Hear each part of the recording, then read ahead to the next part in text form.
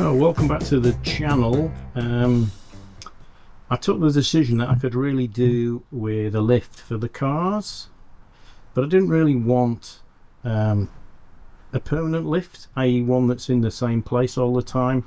I wanted the ability to be able to lift the car on the driveway, at the side of the house, or in the garage. Two post lifts are also a bit restrictive in that you need quite a high garage, which I've not got. I've just like a normal height garage, so then I'm looking at either raising the roof or digging down, and just too much trouble. And then I've got to worry about the strength of the floor. So this is a concrete floor. I don't know who put it down, I don't know how thick it is, so I thought it made more sense to get one of these jacks that you can slide under each side of the car and then lift up with hydraulics. So this is what I've got here. So this is from a company called Kwik Lifts. Now I picked this one mainly because there's three options really in this market. There's Kwik Jacks with a Q, Kwik Lift with a K, and some random unbranded Chinese one which I didn't really want to go with. I picked Kwik Lifts mainly because of the weight rating. So Kwik Jacks, I think only go up to like 1500 kilos, which is fine for the TVR because that weighs about the same as a wet hanky. But the Lexus weighs 1700 plus kilos, and I think our latest electric car is probably in the same region. So I wanted quite a safety margin on that.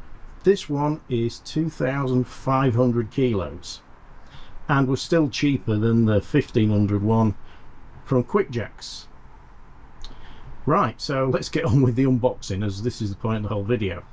So you get pretty much next day delivery from these guys, Kwik Lifts. It came with a company called DX. This weighs quite a lot. These three boxes are 117 kilos, so the post office are just not going to entertain that at all.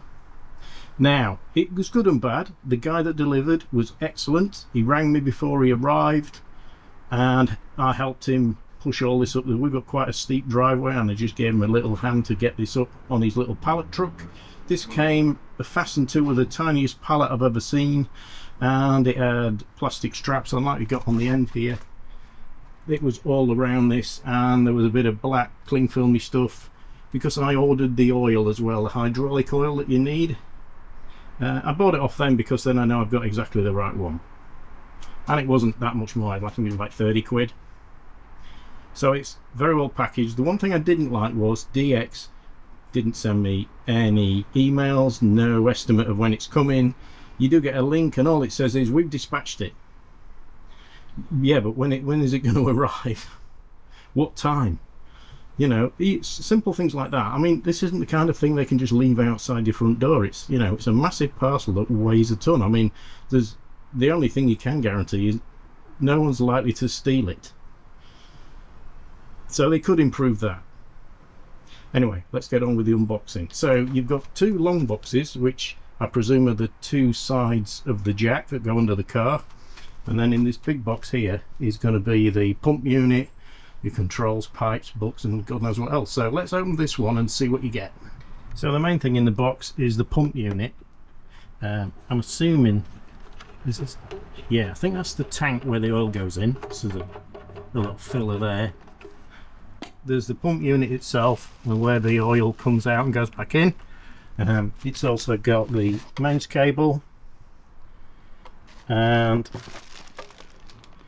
the controller remote thing. So you've got up and down clearly on there, up and down.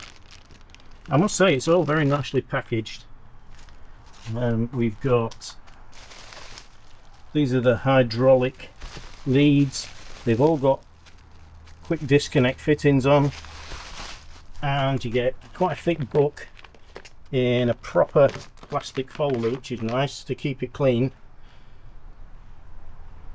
Yeah, so far really nice. It also comes with a box with these big rubber blocks. They're for putting on the actual jack itself, in case you need the extra height.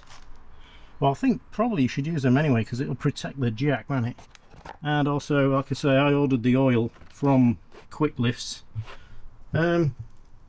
It's, I mean, it's not a specialist oil, it's probably just normal hydraulic oil.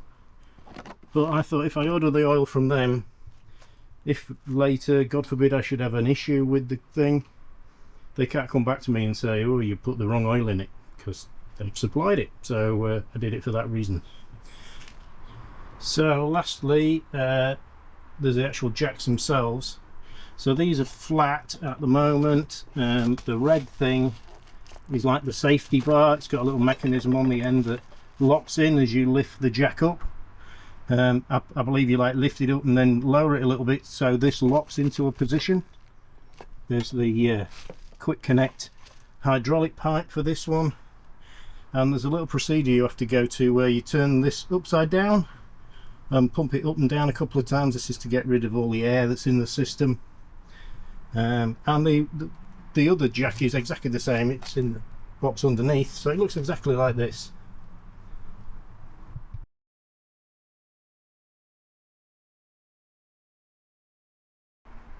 Well, it was due to rain here today, but it's fine, so let's just continue. I won't do a separate setup video, I'll just continue on this one. So I've got both jacks out of the boxes, turned upside down into the lids.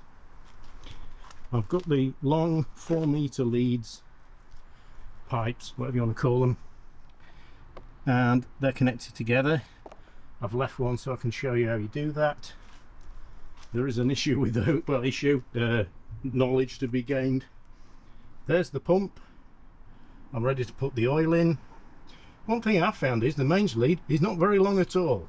It's like 1 meter long. So I don't know where they think you're going to put this, because you're nearly going to have to put a socket in to get to it. My socket's just there, look, and I've had to have an extension to get to it.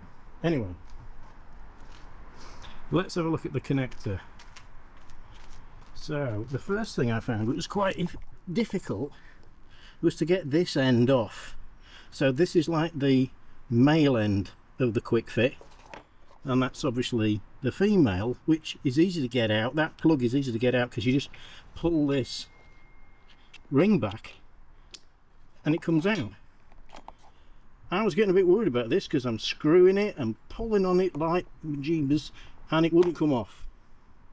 Anyway, one of the ones that's on the pump, I got angry with it. I just yanked on it and it comes off, but you really have to put some force into it.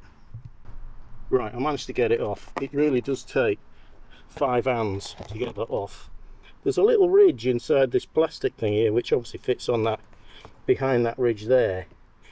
But whether it's because it's cold today and this plastic isn't very flexible, you pull on it like you're gonna break it. And then obviously that will snap onto there. And then the next job is we're going to put some oil in the pump. Right, so we'll double check everything. So connected there, we're connected there. The big long leads go over to the pump, and they're both connected into the block there. I've just put 4 litres of the oil in the tank, and well, all we need to do now is test it. So in the book it says you need to turn them over, turn the power on. This is obviously after you've put the oil in. Press the up button and then press the down button, and you're supposed to do that 2 or 3 times to get rid of any, to say gas, I mean air I presume, in the cylinders. It says no crawling state, so I think that means straight up, straight down 3 times. If that don't work, there is a supplementary piece which I'll show you in a minute at the front of the book, where if it doesn't go up. So right at the front of the book there is this blurb here. Obviously some people have had some issues, and it shows you with 2 little arrows there. There is a nut on the top of the block there, and you're supposed to open that and make sure there's oil in there. If there's still an issue, it might be that where that red arrow is pointing, there's a little yellow thing, and you have to make sure that that's tight. So I'm going to make sure that's tight now, and then we'll proceed to testing. Right, the exciting bit. I've plugged the pump into this short extension. I've wound all of the cable out of the extension. I don't know if you know, but you don't want a coil in there, especially if you're running anything inductive, i.e. a motor, because all that'll happen is that'll act like a massive coil and it'll probably trip the trip that's on there for overcurrent. So always pull the wire out. Right, here we go. I'll find the pendenty thing. Here we go, and we press the up button.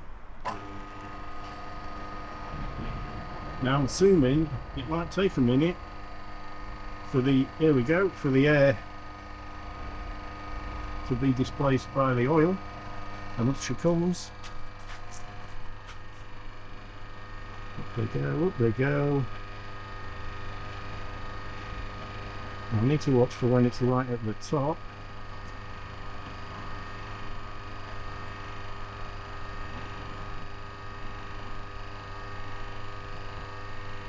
We must be nearly there by now. Yeah, that's there and there, and then straight down again it says. I presume they will be doing this clunky thing because there is no weight on these, obviously with a massive car sat on top of them. That would happen a bit better. That's actually worked really well. It went pretty much straight away after I imagine the oil had been pushed. The air had been pushed out by the oil. So we do that 3 times. I'll not subject you to that. I'll do it 3 times, and it says you can turn the lifts over the right way. Now when I tested them the wrong way up, one of them came up before the other. I'm glad to see that now I'm doing it the right way round. They both came up at exactly the same time, and you can hear the safety clamp things. Now I don't know if I drop it down now, if it locks into that. Do I need to do anything? Right, I'll check the book. Right, you have to ignore me a little bit, because when you're lifting a car with these things should be to the outside of the car, obviously, so you can get to them. If you had it this way around, you wouldn't be able to easily get to this. I mean, you could, but you'd then be putting yourself at risk by putting your arm through there. Now this cam thing is solidly locked. Now let me, I take the lift up and then I'll show you how this works. So you see those 2 teeth at the bottom?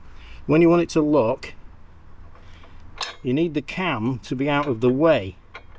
So you lift it up, so you go past the point of that bar in the bottom there, so that you can do that, and then you drop that down, so that when I now go down, those teeth will engage with that metal bar that's at the bottom. Now you hear that click? This now will not go down because this bar is stopping it from lowering any further. If I take them up again, if you rotate it, I'll do it on this one so you can't see, and then you go down, the little cam there enables it to jump over. Here it goes. It jumps over the kind of safety beam thing, and then it can lower completely to the floor. So there are 2 points you can lock it in at. This is the highest one. I'll get a tape measure and I'll measure it. So that's the highest position.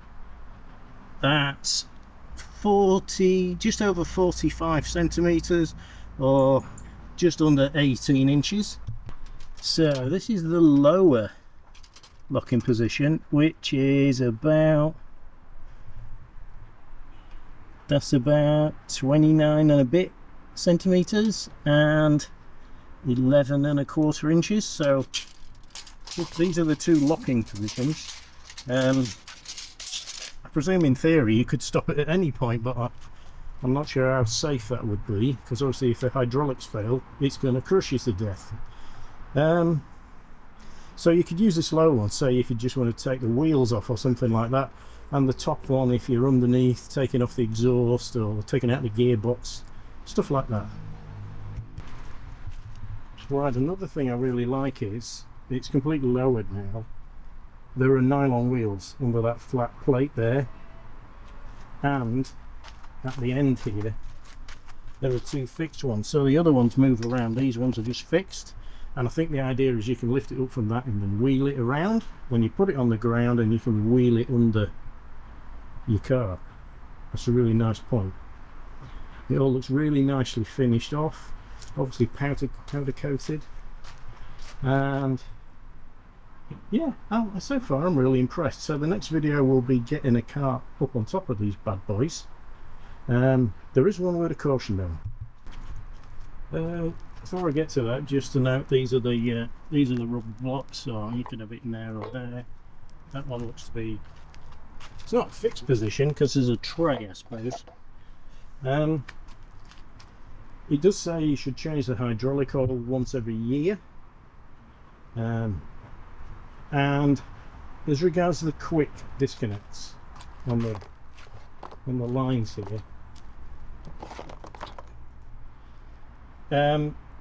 it advises that you should only do that when it's down like this and the pump isn't running, because obviously if you disconnect that while the pump's running, it could be quite dangerous. You'll get covered in oil, and obviously that's a hazard. I don't think I'm going to disconnect anything while the car's up in the air, even if it's on the locks. If the pump's not running when it's up, you probably could do that. I'm not sure I'm going to chance it. I think that's about it. Yeah, I think I paid about £1,300, including the oil. I think that's really good value for the fact you get the rubber blocks. They do a raft of accessories for these, ramps, little rubber things that go under your wheels to get your car up if your car's really low. One thing it does say is these aren't designed to lift a car from completely flat. You have to be up a little bit to manage that. Right, so I just appeared there to read the Bible, and it says that the lift ideally needs to be 11 centimeters up before you put any serious load on it. I think that's to do with the mechanical advantage of the cylinder. It's not really designed to be lifting from the ground up. It needs to get up a little bit to get its, kind of get into its stride. 11 centimeters isn't very high though, is it?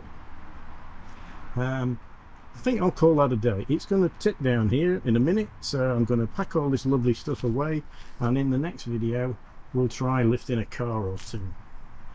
Well, thanks for watching, and if you enjoyed this, please ring the bell, subscribe, all that usual malarkey that YouTube says you should do, and we'll see you in the next video. A quick PS. I know I said I'd finished, but you know how it works. This is quite a dangerous thing, this little pendant, especially if you're under the car. So I would suggest that once you've got it up, got it locked, pull the plug out. So if someone comes along and accidentally presses that, nothing horrible. I know it's got a lock on it, but you know, safety first. It might save your life. Great, thanks, see you in the next one.